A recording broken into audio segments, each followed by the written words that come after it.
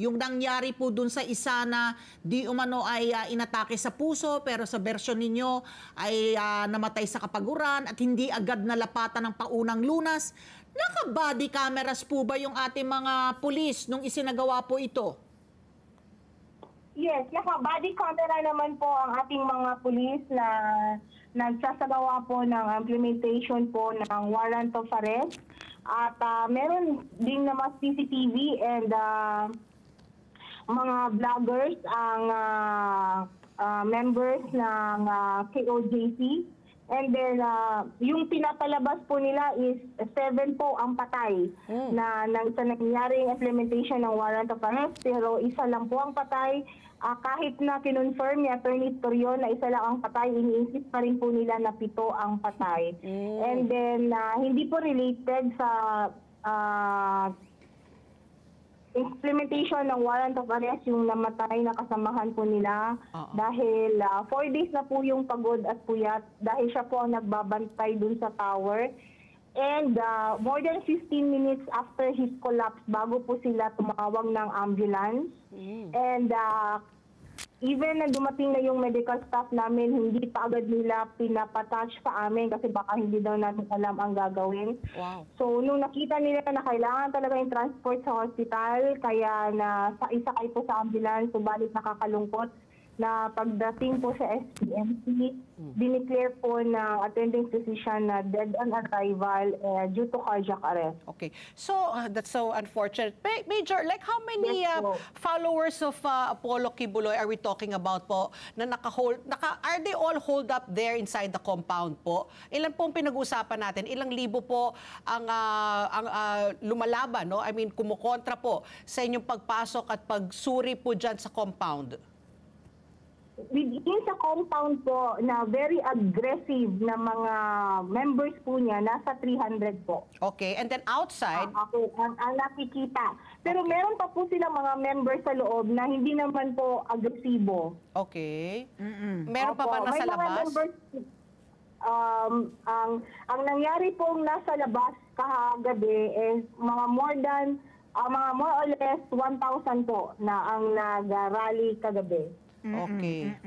So, ano lang, gusto ko yung... Yung mga nasa loob po ng compound ng KOJC ay malaya naman po silang makakalabas. Hindi naman po namin sila pinipigilan kung sila po ay lalabas. Okay. Major, yung ano ba ang katotohanan? So, pa rin po yung sinasabi nila na we hold them as hostages.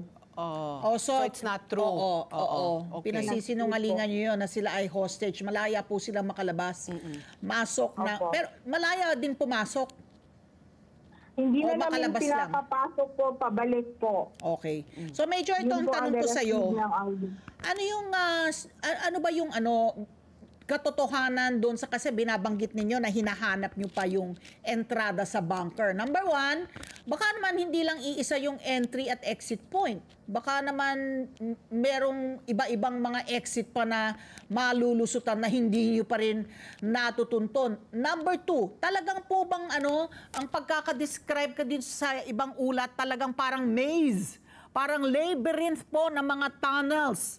Ano po ba ang paki-describe kung ano yung underground na mga tunnel o bunker na inyo na pong nakita, Major?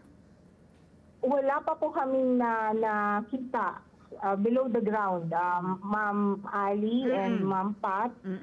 Wala po din kasi kaming hinahawakan na blueprint na kung ano po ang layout ng KOJC, kaya din po nahihirapan din po kami sa paghahanap. Oo. So base po ito sa intel po na nakuha ninyo, na kaya po kayo po ay sumugod dyan at kayo po ay, you seem very confident, no, that there's a labyrinth of tunnels there, na merong mga bunker po sa ilalim, tapos sabi nyo nga, you were able to detect more than 1 heartbeat, so more than 1, no, so 2 or more po ang inaasahan ninyo pong makikita nyo po dyan. So, ano po yung naging basehan po? Saan po nanggagaling po yung kumpiyansa nyo po na meron po talaga silang mga tunnels po dyan sa ilalim? Kung wala naman po kayo nakita sa mga blueprint. Malaki po talaga ang kumpiyansa namin based po sa information na binibigay sa amin na nasa loob talaga ng KOJC compound si Kibuloy. And then sa mga actuations din po ng mga members nila na nagiging desperado na po sila, lalo na in-announce na namin na malapit na naming makita si Kibuloy. It proves na talagang may tinatago sila. And then kino-confirm din ng device na meron talagang buhay sa ilalim ng ground.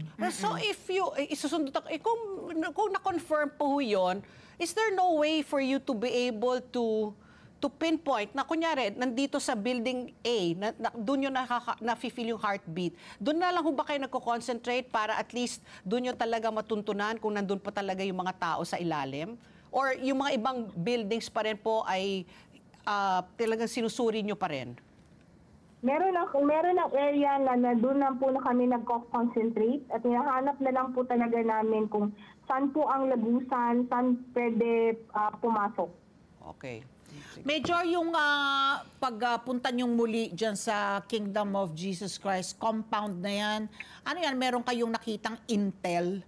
Meron kayong nakuhang impormasyon? Kasi paano kayo nakasisiguro na nandyan nga hindi lamang si Apollo Kibuloy, pati yung mga co-accused niya. No?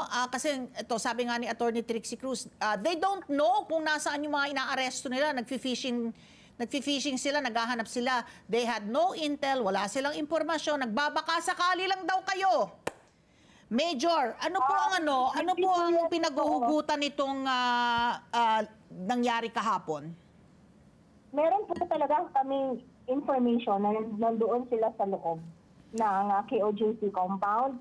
Kaya malaki po yung kumpiyansa namin na mahanap namin si Kibuloy in one of these days or baka in a few hours. I'm just wondering kung si former President Duterte, pumasok po ba siya dyan sa KOJC nung nangyayari? Nasa Davao po ba siya? Kasi naglabas po siya ng statement, sabi nga niya na parang grabe naman, overkill ang nangyari, parang binabaliwala na po yung karapatan po nila. So, asan po ngayon ang former president po? Kasi siya po ang tumatayong administrator po ni Apollo Kibuloy. Wala po akong information kung saan po ngayon si SPRRD, Ma'am Pat and Ma'am Ali. Pero during the course po na implementation ng warrant of arrest po ngayon ay hindi naman po siya pumunta or pumasok po sa OJT compound. Let's get together, Sunnet 25. Sunnet 25.